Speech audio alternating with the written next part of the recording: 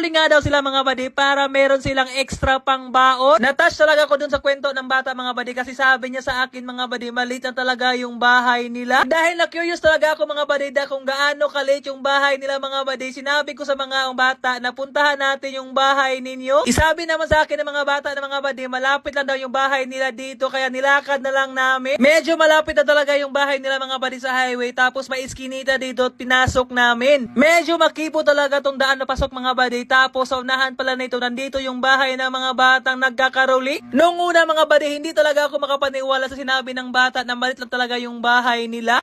Nung pagpunta namin dito mga buddy hindi ko akalain na maliit talaga. Akala ko talaga buddy nagbibiro lang yung bata kanina habang nagkikwento sa amin. Kamay ka ilang boarding house guys. Gawin ka rin kagyanan. Upat ka mo. 5 ka mo sa dito niya.